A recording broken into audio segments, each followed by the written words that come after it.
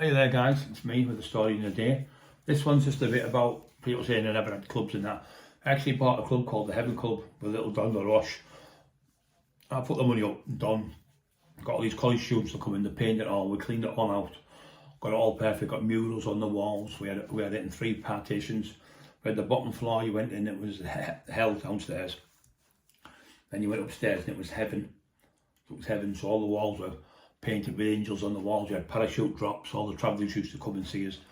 And they used to have the Coliseum at the other place. And they would make more money. I mean, it was a better club than mine, obviously, because it was massive. But it was still a good club this year. It would have held about 2,000 people. There used to be a Porter's Cafe and nightclub. It used to be in there. So it was a big building. I've got a picture of it and I'll show you the nightclub. I owned it. So anyway, we've got all the building done. We've got lads in, the builders, the brickies and all that. We've got the fire brigade in to check all the electrics and everything. We were an inch out, we had to move them off the smoke detectors away from the wall another inch.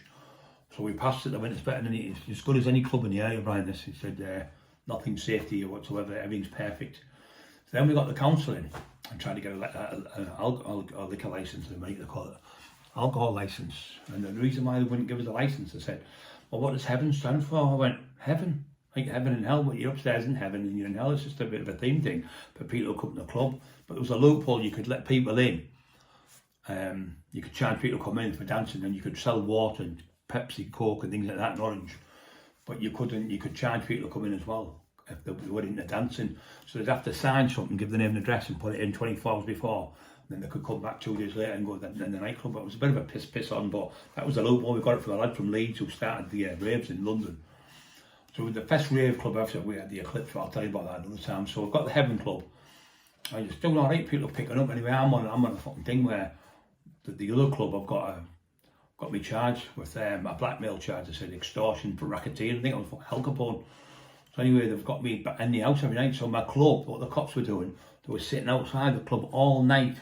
When people were coming over there down Winkers to get searched for drugs and stuff. So they ruined my club. So I had another room at the very top, and it was like hardcore.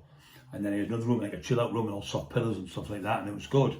But we only had it filled twice in all that time. But in the 8 weeks, I think 6, 7, 8 weeks, we had it open, we had to close it because we weren't making any money. So that's the cops. Everyone else, like the Robs and all the other ones in other places, they were okay. But when it come to Brian Cockrell, the cops were sitting outside in cars, 2 cars outside all night, one at the back, one at the front. So people coming on to rave and be off their heads and were scared of them coming in. They're coming as RAF. Catrick Lee, when they said RAF officers there, you know, and the pilots, they said they were fucking liars. I knew they were coppers. I think you're all coppers. I said, sit on the floor. So I made them sit on the floor in the office. Oh yeah, we're all policemen. They pulled the things out and showed me the badges. I went, well, what are you fucking coming in here for? Pretend to be RAF officers. He said, well, just to see if there's any drugs being sold in the branch. Why didn't you just come in normal instead of trying to infiltrate me? Do you think I'm fucking cuckoo? I can't see through you, you're not a copper. As soon as you come in and your coppers could tell by your footwear what you were wearing, everything, could tell the way you walk and the talk. I said, you all sound like Daleks. I said, no, fuck off, get out. And then they did it again, they sent another one in, she was blonde haired with a team of them. And one of the lads come up from Newcastle and went, because she was Geordie, he went, see, yeah, she's a copper. We were at a rave and I think it was rock shots, so it was, and they got raided and she blew the whistle and they all come in and raided the place. They're cops. I said, you're a copper, you are, and yes. She was saying, can you get us any e-bri? You can't get any drugs, can you? I went, I don't sell drugs. I would never sell drugs to anyone I don't know. I would never sell drugs to anyone anyway in the club. The people who work for me would do that. So they tried all the little tricks under the sun to try and do me. And I've seen through all the little scams, but just shows you how much they hated me. They let the other clubs work and let them have it. And the reason why they wouldn't give us the alcohol licence, they said heaven could stand for heroin.